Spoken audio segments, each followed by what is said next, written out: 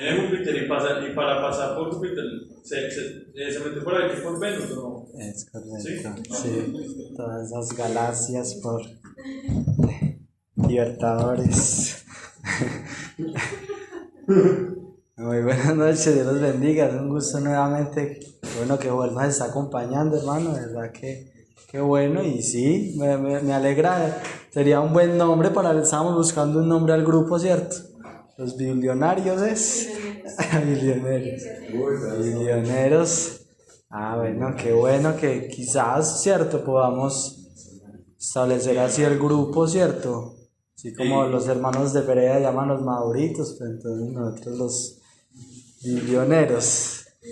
Bueno, es un gusto entonces compartir en esta noche y estuve pensando un poco sobre también lo que estaba compartiendo Juan, de lo que dijo ahora, que el cristianismo no es muy popular, ¿cierto? El cristianismo no es muy popular. ¿Y por qué será que el cristianismo no es tan popular? ¿Sí? Y me estoy haciendo esa pregunta de, pero ¿por qué el cristianismo no es tan popular? Y es porque el cristianismo siempre tiene oposición. Siempre el cristianismo tiene oposición. ¿Sí? Una persona, usted la invita a la iglesia y ese día antes de llegar tiene que pasar algo.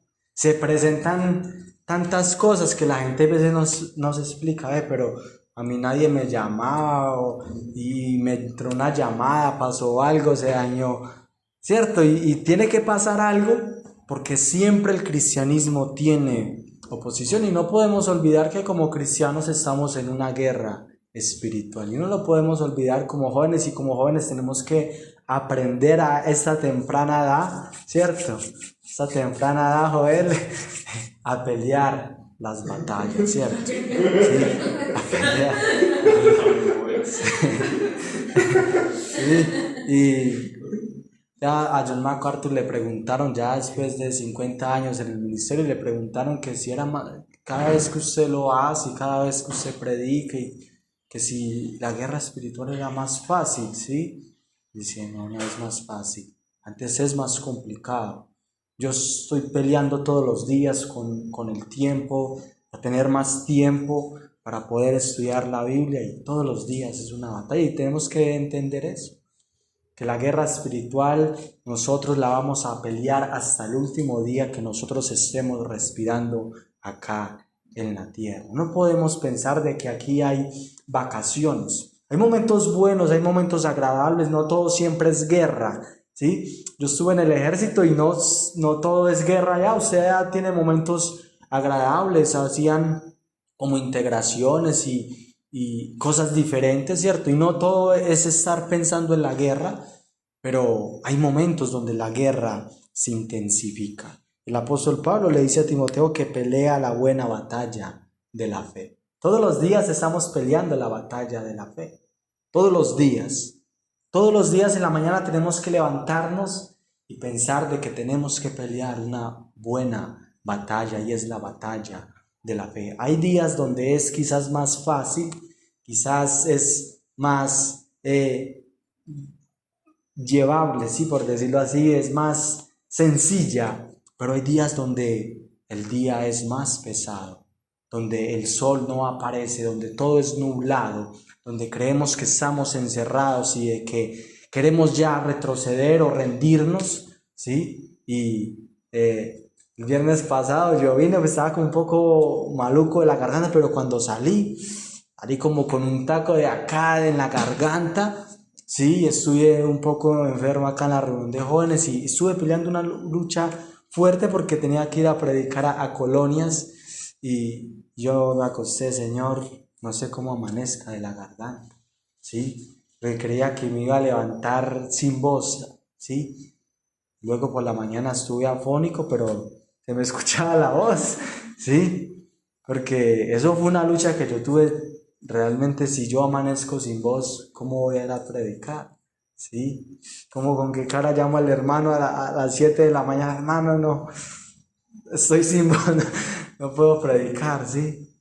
Es maluco, y estuve peleando esa batalla, pero gracias al Señor pues nos dio la victoria. Con mucho esfuerzo nos esforzamos, quedé afónico, pero aquí estamos siguiendo y peleando las batallas del Señor. Le invito a que abramos la Biblia en Primera de Reyes en el Antiguo Testamento, en el capítulo 19. Hace tiempos hablábamos también sobre esto y de cómo Elías estuvo pasando por momentos difíciles, por momentos de depresión, ¿verdad? Primera de Reyes 19. ¿Me pueden colaborar a Joel, por favor? Sí, al joven nuevo que nos acompaña hoy por primera vez en este año 2024. Primera de Reyes capítulo 19. ¿Y qué tal si tenemos la dinámica de leer un versículo? ¿Cierto? ¿Y qué tal si empezamos por Primera de Reyes capítulo 1 del versículo 1 al 16? Sí, Primera de Reyes 19, versículo 1. Acab dio a Jezabel la nueva de todo lo que Elías había hecho y de cómo había matado a espada a todos los profetas. Entonces envió Jezabel a Elías un mensajero diciendo: así me hagan los dioses y aún me añadan, si mañana estás sola yo no he puesto tu persona como la de uno de ellos. Y el peligro se levantó y se echó para salvar su vida, y vino de Seor, que está en Judá, y llegó allí su criado. Luego de caminar todo un día por el desierto, fue a sentarse debajo de un enebro. Entonces se deseó la muerte y dijo: basta ya, Jehová, quítame la vida, pues no soy yo mejor que mis padres. Y echándose debajo del enebro, se quedó dormido. Y aquí, un ángel le tocó, le dijo: levántate, come. Entonces él miró y de aquí a su cabecera una torta cocida sobre las ascuas y una vasija de agua. Y comió y bebió y volvió a dormirse. Y volviendo al ángel de Jehová la segunda vez, le tocó diciendo: levántate y come, porque claro camino te resta. Se levantó pues y comió y bebió, y fortalecido con aquella comida, caminó 40 días, 40 noches hasta Horé, el monte de Dios. Y allí se metió en una cueva donde pasó una noche, y vino a él palabra de Jehová, el cual le dijo: ¿qué haces aquí, Elías? Respondió: he sentido un vivo celo por Jehová, Dios de los ejércitos, porque los hijos de Israel han dejado tu pacto, han derribado tus altares, han matado a espada a tus profetas, y solo yo he quedado y me buscan para quitarme la vida. Él le dijo: sal fuera, ponte en el monte delante de Jehová. Y aquí Jehová que pasaba, y un grande y poderoso viento, que rompía los montes y quebraba las peñas delante de Jehová. Pero Jehová no estaba en el viento, y tras el viento un terremoto, pero Jehová no estaba en el terremoto. Tras el terremoto hubo un fuego, pero Jehová no estaba en el fuego. Y tras el fuego se escuchó un silbo apacible y delicado. Y cuando los vio Elías, cubrió su rostro con su manto, y salió, y se puso a la puerta de la cueva. Y aquí vino a él una voz diciendo: ¿qué haces aquí, Elías? Él respondió: he sentido un vivo celo por Jehová, Dios de los ejércitos, porque los hijos de Israel han dejado tu pacto, han derribado tus altares y han matado a espada a tus profetas, y solo yo he quedado, y me buscan para quitarme la vida. Y le dijo Jehová: ve, vuélvete por tu camino, por el desierto de Damasco, y llegarás y irás a Hazael por rey del sitio. A Jehú, hijo de Nipsi, ungirás por rey sobre Israel, y a Eliseo, hijo de Safá, de Abel Meolá, ungirás para que sea profeta en tu lugar. Lo podemos dejar, ¿sí? Vamos a tener entonces una palabra de oración y podamos meditar un poco sobre estos versículos. Nuestro Dios, nuestro Padre, te adoramos en esta hermosa noche. Agradecemos tu amor, tu misericordia, y gracias porque hoy nos recuerdas de que estamos en una guerra constante, oh Dios. Gracias porque nos da la fuerza. Gracias porque cuando entendemos que tú eres un poderoso gigante que está a favor de nosotros, nosotros podemos ir adelante y vencer con tu ayuda. Te adoramos en esta noche y te pedimos que seas tú hablándonos y que tú seas acomodando lo espiritual a lo espiritual. Te adoramos en el nombre del Señor Jesucristo. Amén. Amén. ¿Sí? Y el enemigo estuvo enviando dardos de fuego a Elías. Como quizás a nosotros nos puede estar pasando. ¿Qué son los dardos de fuego? Eso dice la Biblia, ¿cierto? Eso dice la Biblia en Efesios 6, ¿qué? Los biblioneros. Efesios 6, del 10 en adelante, ¿cierto? Habla de la guerra espiritual. El 6:14, ¿cómo empieza? Empieza por la E, ¿cómo empieza? Estando persuadidos de Está pues firmes, ceñidos vuestros lomos con la verdad y vestidos con la coraza de justicia y calzados los pies con el apresto del evangelio de la paz, y sobre todo tomad el escudo de la fe, con que podáis apagar todos los dardos de fuego del maligno, y tomad el yelmo de la salvación y la espada del Espíritu, que es la palabra de Dios, orando en todo tiempo con toda oración y súplica en el Espíritu, y velando en ello con toda perseverancia y súplica por todos los santos. Wanda la tiene clara, ¿eh? Sí, pero ahí está claro, ¿cierto? Biblionero, sí.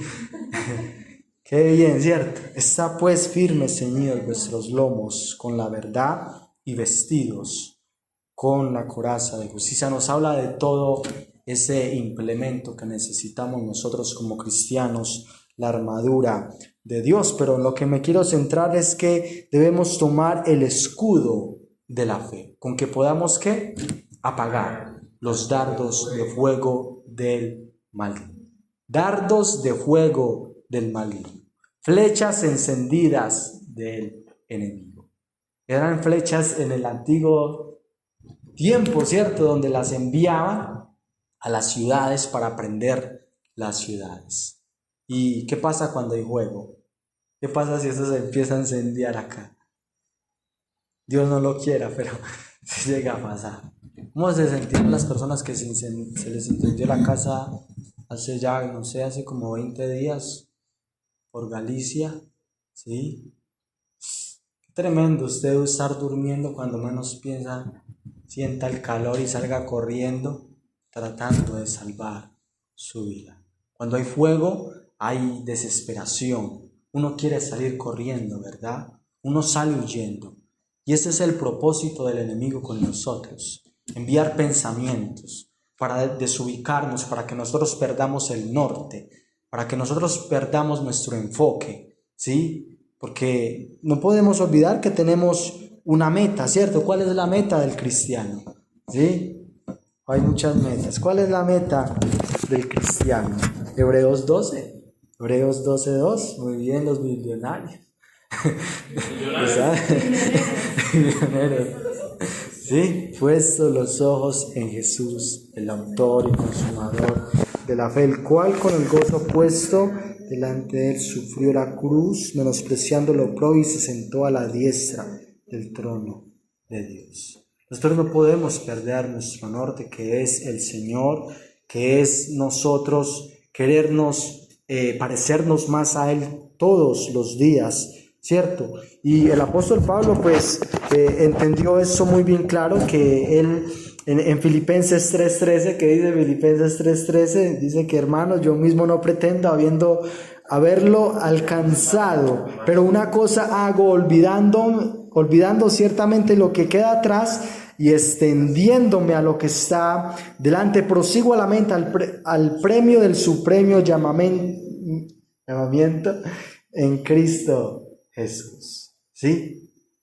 Aquí, cuando estamos acá en la tierra, nosotros no podemos estar, por decirlo así, satisfechos espiritualmente. Nosotros no podemos estar satisfechos, porque nuestra meta es llegar a donde está el Señor, llegar al cielo. En el cielo, pues ahí ya va a estar la plenitud. Y nosotros vamos a estar, estamos completos, pero cuando vayamos al cielo vamos a estar glorificados, un cuerpo maravilloso, donde ya no vamos a tener luchas con el pecado como los tenemos ahora acá en la tierra. Y lo primero que leemos en el versículo 1 es que acá dio a Jezabel la nueva de todo lo que Elías había hecho y de cómo había matado a espada a todos los profetas. Esta mujer se enteró de lo que Elías había hecho. No nos podemos olvidar de que cuando nosotros tenemos victorias, el enemigo no va a estar satisfecho. Cuando nosotros salimos a evangelizar y tenemos éxito y las personas son tocadas y las personas reconocen, uy, sí, yo soy un pecador y voy al infierno, el enemigo no va a estar satisfecho. Y va a venir un contraataque del enemigo en contra de nosotros. Cada vez que nosotros tenemos victoria sobre algo, sobre alguna área de nuestra vida, el enemigo viene con un contraataque para hacernos caer, para hacernos desfallecer. Y ahí es donde nosotros tenemos que, no nos podemos llenar de temor, sí, porque eso fue lo que le pasó a Elías. ¿Cuántos profetas degolló Elías? ¿Sí? Era como 700 creo que había. Imagínese usted para que un solo hombre acabe con todos estos hombres. El voleo de machete fue tremendo, mochando cabezas Elías, ¿sí? Podemos entender que Elías no era ningún cobarde, ¿sí? Enfrentarse y la confianza que él tuvo de hacer el sacrificio y decir, demostrar cuál es el verdadero Dios, ¿sí? Y que Dios respondió desde el cielo, enfrentarse a estos hombres y vencerlos, ¿sí? Tener una victoria tan maravillosa y luego venir un contraataque de Satanás por medio de esta mujer, Jezabel, perdón, ¿sí? Ahora en el versículo 2 dice que entonces envió Jezabel a Elías un mensajero diciendo, así me hagan los dioses y aún me añada, si mañana a estas horas yo no he puesto tu persona como la de uno de ellos. ¿Sí? ¿Qué pasa cuando una persona la van a matar? ¿Cierto? A veces cuando una persona la van a matar no le dicen, sino que lo matan y dicen. Pero las amenazas se dan para que la persona se atemorice, ¿sí? Para que la persona salga huyendo y abandone, ¿sí? Y se dio este aviso a Elías y él se llenó de temor, y ahí es donde empieza todo. El enemigo envía mensajeros, envía pensamientos a nosotros. Eso es lo que hace el enemigo con nosotros. Esa es la lucha que hoy en día nosotros peleamos. Él envía pensamientos a nosotros. Esos son los dardos de fuego del enemigo. Son pensamientos que vienen a nosotros, bombardeándonos, pensamientos de desánimo, de depresión, de menosprecio, ¿sí? De baja autoestima. Y ahí es donde empieza la depresión con los pensamientos. El enemigo comienza a enviar los pensamientos, y cuando nosotros permitimos que entren a nosotros y se queden ahí, ellos hacen mucho daño a nosotros. Por eso nosotros tenemos que tener el escudo de la fe. Nuestra confianza, nuestra certeza en Dios debe estar muy firme, debe estar muy puesta, ¿cierto? Ese escudo de la fe tiene que estar muy puesto frente a los dardos del enemigo. Y Satanás quiere llenarnos de temor. Ese es el propósito de Satanás con nuestra vida. Llenarnos de temor, ¿sí? Llenarnos de temor. Nosotros no podemos llenarnos de temor porque ahora cantábamos, ¿cierto? Cuán grande es Dios. Y también pudimos ver cuando leímos la grandeza de Dios en medio de un torbellino, ¿sí? En esos días estaba lloviendo fuerte, ¿cierto? ¿Sí? Y ahora en el taller donde trabajamos, llegaba en el periódico, decía, creíamos que era el día de Dios, fue lo que estaban diciendo las personas en Villa Santana. Pensamos que era el día de Dios. La gente en esa furia, en esa lluvia, estaba pensando de que realmente el Señor venía, sí, que esta semana venía el Señor a juzgar la tierra, ¿sí? Esa es la perspectiva que tiene el mundo, que Dios un día va a venir a juzgar y viene con ira y viene con juicio a la tierra, ¿sí? Y Dios es muy grande. Entonces nosotros no nos podemos llenar de temor como estemos viendo las cosas, como estemos viendo el panorama mundial, ¿sí? Entonces la palabra de Dios siempre nos invita a no tener temor. Hay muchos versículos que nos dicen no temas, no temas, no temas. No sé cuántos versículos hayan, ¿sí? Ya escuché un predicador que dijo que habían más de 365 versículos que decía que no temas. No he investigado, pero creería que fue para cada día un no temas. No temas que el Señor está con nosotros. Entonces, cuando Elías no se fortaleció en Dios, Elías permitió que esos pensamientos, que esos dardos del enemigo entraran a su vida. ¿Y qué pasó? En el 3. Ese es el propósito de Satanás y de los demonios con nosotros. Viendo pues el peligro, se levantó y se fue para salvar su vida. Y vino a Berseba, que estaba en Judá, y dejó allí a su criado. Viendo pues el peligro. Ese es el problema. Cuando usted y yo comenzamos a ver el problema con los ojos carnales, ¿sí? Por eso nosotros como cristianos dice que nosotros no nos movemos por vista, sino por fe. Esa es la vida. Por eso empecé hablando de que todos los días peleamos la batalla de la fe. Ese es el propósito del enemigo, acabar con nuestra fe, ¿sí? Debilitar nuestra fe. Y a medida que va pasando el tiempo, se va debilitando nuestra fe, ¿sí? A medida que vamos peleando las batallas, nos vamos cansando también, ¿sí?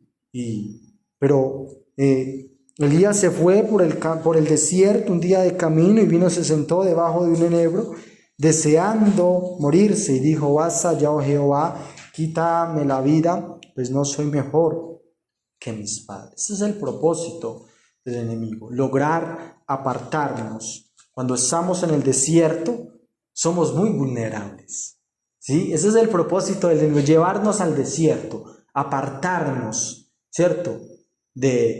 Quizás apartarnos de la iglesia también, porque cuando usted se aparta de la iglesia, fíjese que es tremendo, porque cuando estamos en la iglesia hay una cobertura especial de parte de Dios, somos protegidos. Eso fue lo que le pasó a este joven en Corintio, que dice que se ha echado a Satanás, fue excomulgado de la iglesia y salió de la protección de la iglesia, ¿sí? Sobre la iglesia de Jesucristo hay una protección espiritual. Entonces, cuando usted y yo somos sacados de la iglesia, estamos desprotegidos, estamos peleando solos la batalla. Y cuando usted y yo peleamos la batalla solo, somos muy vulnerables. Nos podemos encontrar como Elías, desanimado, ¿sí? Queriendo morirse, queriendo tirar la toalla, querer dejar todo y que todo se acabe. Y yo ya no quiero el ministerio, porque eso fue lo que él dijo. Yo ya no quiero servir al Señor. Entonces, como él no quiso, como leímos, entonces como usted no quiere, como usted permitió que el enemigo llegara y acabara con su vida, vaya y úngeme a aquel rey y a Eliseo en lugar tuyo. Entonces, si nosotros no queremos pelear las batallas, si no queremos vencer, Dios se va a buscar otro, ¿sí? Dios se va a buscar otro. Pero nosotros somos los privilegiados de pelear las batallas y de salir victoriosos, ¿sí? Y Dios nos da todas las capacidades, porque tenemos la armadura de Dios, ¿sí? Tenemos la armadura, es la armadura de Dios, no es la armadura de nosotros. No son armas carnales, son armas espirituales. Cuando David se enfrentó a Goliat, Saúl le entregó sus armas de guerra y él le dijo: yo nunca he peleado con estas armas, yo tengo las armas mías, las armas de Dios. Tenía su onda, ¿sí? Tenía su onda, tenía las armas que Dios le había enseñado a utilizar. Entonces acá son las armas de Dios, no son las armas del mundo, no son las armas carnales, ¿sí? Para poder vencer. Entonces, ese es el propósito del diablo, apartarnos, porque cuando nos aparta, ¿sí? Somos muy vulnerables. Una de las formas como podemos vencer al enemigo es ser sobrios y velar. Estábamos hablando de las vírgenes, ¿verdad? Dice que las vírgenes estaban despiertas para cuando llegaron el esposo, ¿sí? Estaban despiertas, se estaban velando, ¿sí? Porque vuestro adversario el diablo está como león rugiente. Está rugiente, está atemorizando. Ese es el propósito del león en la selva, con su rugido. Él atemoriza a todos los animales, ¿sí? Su ruido atemoriza a todos los animales. Entonces por eso él es llamado el rey de la selva, porque causa mucho temor, ¿sí? Entonces está buscando a quien devorar, ¿sí? Está buscando para devorarnos a nosotros, ¿sí? Por eso estamos acá, para fortalecernos en Dios, para poder resistir firmes en la fe, sabiendo de que todos los hermanos también padecen y son atacados, ¿sí? No solo Elías fue atacado, nosotros somos atacados. Y no solo nosotros, sino, no sé si escucharon, en Rusia hubo un ataque en contra de un grupo de cristianos, ¿sí? Había como un evento y allá, no sé si vieron la noticia, ¿sí? Eso fue antier, ¿verdad? Y como que mataron muchas personas. Y eso fue, el grupo dijo, específicamente en contra del cristianismo, ¿sí? Bueno, y por acá nosotros no somos atacados. Todavía no hay locos que se metan acá a balearnos.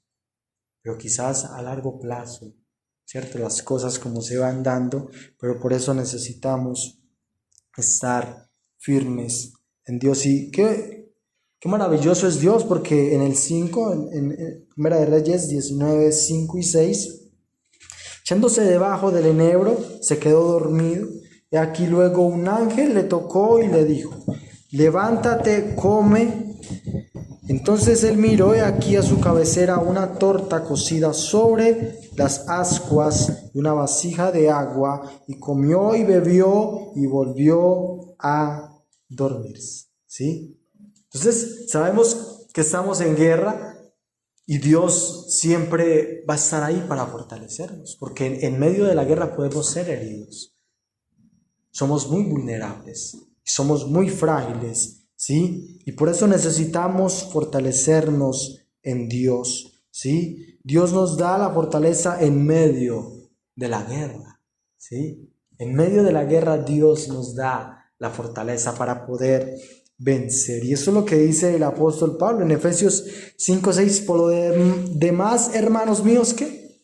Fortalecidos en el Señor. Con eso es lo que él empieza diciendo: fortalecidos en el Señor y en el poder de su fuerza, ¿sí? En el Señor. Y no sé cómo estemos hoy, no sé cómo hemos pasado esta semana, quizás difícil, ¿sí? Peleando las batallas. Tenemos que fortalecernos en Dios, en el poder de su fuerza. Tenemos ese poder grandioso, maravilloso a favor de cada uno de nosotros. Solo es que nosotros le echemos mano. ¿Para qué? Para poder estar firmes en contra de las acechanzas del diablo, porque no tenemos lucha contra sangre y carne, sino contra principados, contra potestades, contra los gobernadores de las tinieblas de este siglo, contra huestes espirituales de maldad en las regiones celestes. La guerra es espiritual, no nos puede olvidar eso, que eso no es físico, es algo invisible, ¿sí? Y yo pude experimentar eso con mi garganta el viernes, porque específicamente yo sentí eso, fue un ataque directamente a mi voz, ¿sí? Y el domingo tenía que predicar, ¿sí? Y realmente no pude ir al evangelismo en la tarde, ¿sí? Y allá a Colonias fue una parejita, fue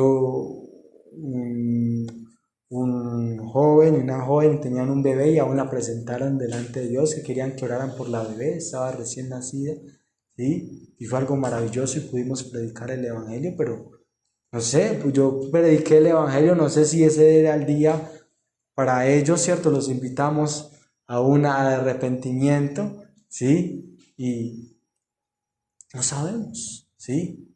Quizás el enemigo no quería que yo fuera el domingo a Colonias, ¿sí? Entonces el enemigo ataca muchas áreas de nuestra vida. puede ser nuestra salud, puede ser nuestra parte sentimental, nuestra economía, ¿cierto? Nuestras relaciones. Hay muchas áreas donde el enemigo ataca nuestra vida, ¿sí? Entonces tenemos que estar muy fortalecidos en Dios. Y bueno, para ir concluyendo, ¿cierto?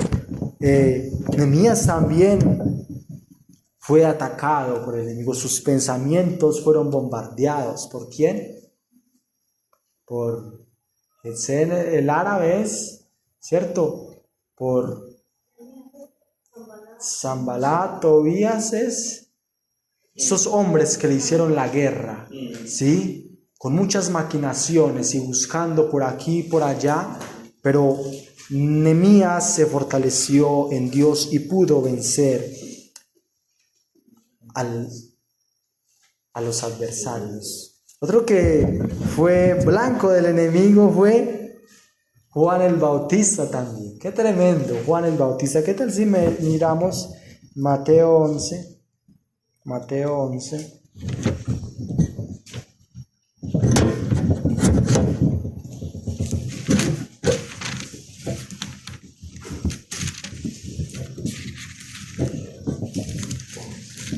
Mateo 11, del verso 1 al 12. ¿Qué tal si nuevamente tenemos la dinámica?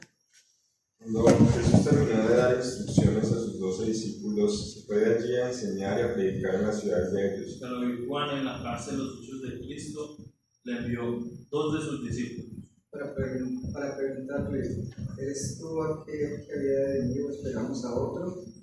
Respondiendo Jesús les dijo: y de hacer saber a Juan las cosas que oís y veis. Los ciegos ven, los cojos andan, los leprosos son limpiados, los sordos oyen, los muertos son resucitados, y a los pobres es anunciado el evangelio. Y bienaventurado es el que no hace tropiezo en mí. Mientras ellos se iban, comenzó Jesús a decir de Juan a la gente: que saliste y saber el desierto, una caña sacudida por el viento. ¿O qué saliste, Isabel? ¿A un hombre cubierto de vestiduras delicadas? He aquí los que llevan vestiduras delicadas en las casas de los reyes están. ¿Pero qué saliste a él? ¿A un profeta? Sí, os digo, y más que profeta. Porque este es de quien está escrito: he aquí, yo envío mi mensajero delante de tu faz, el cual preparará tu camino delante de ti. Es cierto, os digo, entre los que nacen de mujer no se ha levantado otro mayor que Juan el Bautista, pero el más pequeño en el reino de los cielos mayor es que él. Desde los días de Juan el Bautista hasta ahora, el reino de los cielos sufre violencia, y los violentos lo arrojan. Porque todos los profetas y la ley profetizaron hasta Juan. Muy bien. Podemos dejar ahí. ¿Pasó? Sí. De la ñapa. Muchas gracias. Sí. Muy bien, los biblioneros. Deslealo. Oh, Yo no sé qué seguir. Cambiaría de el nombre del grupo. que lea la Biblia en redes. Qué tremendo, Juan fue encarcelado. En medio de ese momento tan triste, él dudó, ¿será que sí es? Cuando Juan vio el Espíritu como paloma que descendió sobre él, ¿sí? Que una voz del cielo vino: este es mi Hijo amado, en cual tengo complacencia. Y Juan había visto y Juan había oído, pero llega el momento difícil, ¿sí? Donde se encuentra entre la espada y la pared y manda a decir. ¿Ve? Mire que nos podemos encontrar en esos momentos tan tremendos. Después de ver el poder de Dios, después de ver la victoria de Dios, pero nos podemos encontrar en ese momento. Y Juan, sus pensamientos fueron atacados. ¿Será que este sí es o no es? ¿Sí? El Señor le envía a decir todo lo que Él está haciendo, muestras de que verdaderamente Él es Dios. Y el Señor dice de Juan el Bautista, qué tremendo, Él está dando testimonio de Juan el Bautista, ¿cierto? Juan, un guerrero de Dios, ¿sí? su vida, su vestimenta aún representaba de que su vida no era fácil. Su vestidura era ¿qué? ¿Pieles de qué? De camello. Creo que eso no era nada algo agradable, ¿sí? Creo que eso era algo muy carrasposo, usted con un vestido bien carrasposo, porque aún eso también representaba el mensaje que él transmitía. El arrepentimiento debe doler, ¿sí? Y su vida apartada, solitaria en el desierto, su alimentación, su vida, ¿sí? Juan fue un guerrero de Dios, pero aquí se encontró luchando con los dardos del enemigo en la cárcel y envió a decir, eres tú, estamos esperando a otro, ¿sí? Entonces el Señor dice que en el 11, de cierto os digo que entre los que nacen de mujer no se ha levantado otro mayor que Juan el Bautista, pero el más pequeño en el reino de los cielos mayor es, que desde los días de Juan hasta ahora el reino de los cielos sufre violencia y los violentos lo arrebatan. Desde los días de Juan el Bautista. ¿Cuáles eran esos días? ¿Sí? Estamos hablando desde el Antiguo Testamento. Eso es el Antiguo Testamento porque Juan fue un profeta. ¿Sí? Desde ese tiempo, desde el Antiguo Testamento, el reino, el pueblo de Dios sufre violencia. El enemigo está en contra del pueblo de Dios. Israel es el blanco del enemigo. Y aún nosotros como pueblo de Dios somos el blanco de Satanás y los demonios. Por eso el cristianismo no es nada popular, porque el verdadero cristianismo tiene oposición. El falso evangelio es agradable porque están asociados con el diablo mismo, con el falso evangelio de la prosperidad, ¿sí? Pero el verdadero cristianismo, tiene oposición, ¿sí? Por eso no es tan popular. Por eso es más fácil el evangelio fácil, es mejor, ¿cierto? El mensaje que transmiten allí los vecinos, ¿cierto? Porque es cumplir con horitas, usted va y se para allá con horitas y cree que, ¿cierto? En que corbata es más fácil, ¿cierto? Más elegante, ¿sí? ¿Sí? Pero el verdadero cristianismo no es fácil, es guerra espiritual, ¿sí? Orar, leer la Biblia no es fácil, requiere de esfuerzo. Anoche se estuvo hablando también un poco de eso, que usted tiene que tomar una decisión. Si yo todos los días tenemos que tomar esa decisión. En las mañanas, Señor, voy a orar, voy a tener comunión contigo, necesito la ayuda para hoy, para vencer el día de hoy, vencer mi carnalidad, mi debilidad, ¿sí? Ayúdame a vencer. Y en las mañanas usted y yo, pero cuando usted y yo no tomamos la decisión de tener la oración, de tener meditación en la palabra, pues somos frágiles, somos muy vulnerables, ¿sí? Ahora, ¿cómo pudo vencer el apóstol Pablo los ataques del enemigo? ¿Sí? ¿Alguien quiere aportar algo? ¿Cómo cree que el apóstol Pablo pudo? ¿Será que el apóstol Pablo tuvo ataques de Satanás? Que él mismo dice que él aún quería ir donde los hermanos, no sé si es a los tesalonicenses, que dice que él quería ir, pero que Satanás se le opuso, ¿sí? Muchas veces, aún él tenía la meta de ir a Roma y hubo muchos contratiempos y siempre Satanás se levantaba en contra de él, pero él pudo vencer. Bueno, y quizás 2 de Timoteo nos da varios aspectos de cómo él pudo vencer, 2 de Timoteo, y ahí ya concluimos. 2 de Timoteo. Los Timoteos. Sí, a los tiempos. Timoteo, 2 de Timoteo 4. ¿Quién recuerda dónde estaba Pablo en este momento? ¿Sí? En la cárcel, ¿verdad? Nada agradable debe ser la cárcel, ¿cierto? No en entonces. Y menos en ese entonces, ¿sí? Y las condiciones no eran tan agradables, donde no habían derechos humanos, donde no había ventiladores, donde no había calefacción, ¿sí? Donde no había energía, donde no habían colchonetas, colchones inflables, donde no había internet, donde no tenía wifi, donde no tenía celular para comunicarse, tenía sanitario, ¿sí? ¿Sí? No tenían celular para llamar a nadie. No tenía el computador ni la tablet, ¿sí? Sí. No tenía nada de eso, de lo que nosotros tenemos. Yo sé porque en la cárcel hacen muchas llamadas, ¿sí? Para extorsionar, ¿sí? Para engañar. Tienen sus celulares allá y se comunican. Quizás con su familia estamos pasando dificultad y ellos mirarán cómo les ayudan y les llevarán útiles de aseo y cosas, ¿sí? Pero en ese tiempo no era nada agradable estar en la cárcel, y más injustamente, ¿sí? Y más por predicar el evangelio, ¿sí? Por eso siempre servir a Dios y predicar el evangelio tiene oposición. El querer usted y yo seguir sirviéndole a Dios tiene mucha oposición. No nos puede olvidar eso. Que el querer obedecer a Dios y servir y querer persistir tiene mucha oposición. ¿Y qué tal si leemos esos versículos del 1 al 18 y ahí ya concluimos? Sí, 2 Timoteo 4 del 1 al 18.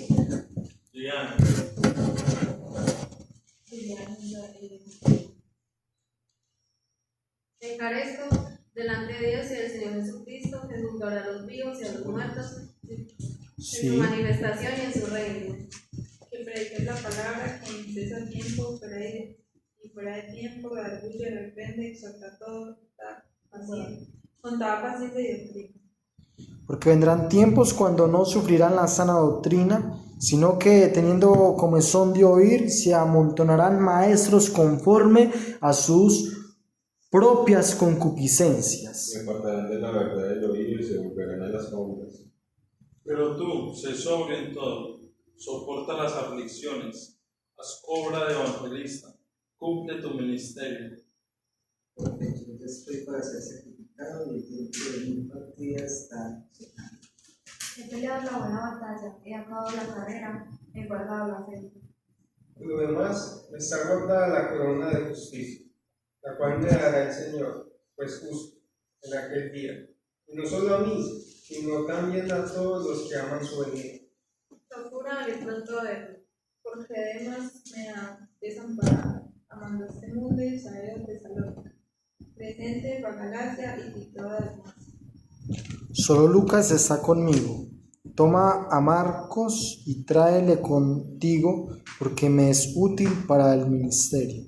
A Tíquico lo enviaré. Sí, 13. Trae cuando vengas el capote que dejé en Troas, casa de Carpo, y los libros, mayormente los pergaminos. Alejandro Calderero. Calderero. Alejandro Calderero, que me ha causado muchos males, el Señor le pague conforme a sus hechos. Guárdate tú también de él, pues en gran manera se ha opuesto a nuestras palabras. En mi primera defensa, ninguno estuvo a mi lado, sino que todos me desampararon. Yo les he tomado en cuenta. Pero el Señor estuvo a mi lado y me dio fuerzas, para que por mí fuese cumplida la predicación y que todos los gentiles oyesen. Así fui librado de la boca del león. Y el Señor me librará de toda obra mala y me preservará para su reino celestial. A él sea gloria por los siglos de los siglos. Amén. Con eso podemos concluir, ¿cierto? Muchas cosas pasaron allí. Invitó al joven Timoteo a que predicara la palabra, que insistiera, ¿cierto? ¿Con qué? Con toda paciencia y doctrina, ¿sí? Y bueno, ¿cómo pudo vencer los ataques del enemigo? El apóstol Pablo. Quizás alguien pudo detectar ahí, ¿sí? Aspectos, ¿sí? ¿Qué tal el 5? Invita a Timoteo a ser sobrio, quizás ¿cómo fue su vida? Ser sobrio, ¿sí? Estar despierto, estar muy atento, soporta las aflicciones, confiar en el Señor y seguir soportando, resistir al diablo, el cual huirá de vosotros. Seguir resistiendo, confiar en el Señor y resistir, ¿sí? ¿Qué mandó a pedir también? La carpa, ¿el qué? El capote, ¿sí? Los libros, ¿sí? Su carpa se cree que era como un abrigo para ese tiempo de frío, y sus libros, mayormente los pergaminos, la palabra de Dios, Quizás fue la forma donde él pudo vencer, usted encerrado en una celda. Lo único que usted lo ayuda a prevalecer es la palabra de Dios. ¿Por qué? ¿Cómo es la palabra de Dios? Viva y eficaz, pero es como una espada, ¿cierto? Es la única arma defensiva que tenemos en contra del enemigo. Entonces, aspectos que tuvo el apóstol Pablo, también hermanos que estuvieron ahí, y luego en otro tiempo se encontró solo, pero ¿qué? El Señor estuvo a su lado. El Señor estuvo a mi lado en el 17 y me dio fuerzas para que por mí fuesen cumplida la predicación y que todos los gentiles oyesen. Así fui librado de la boca del león. Con la ayuda del Señor podemos vencer y somos librados de la boca del león. No es por nuestras propias fuerzas, jamás y nunca podemos depender de nuestra autosuficiencia, de nuestras capacidades. Tenemos que depender del Señor, pero el enemigo quiere atacar nuestra confianza y nuestra dependencia de Dios. Que Dios nos bendiga en esta noche, ¿cierto? La gloria es para Él.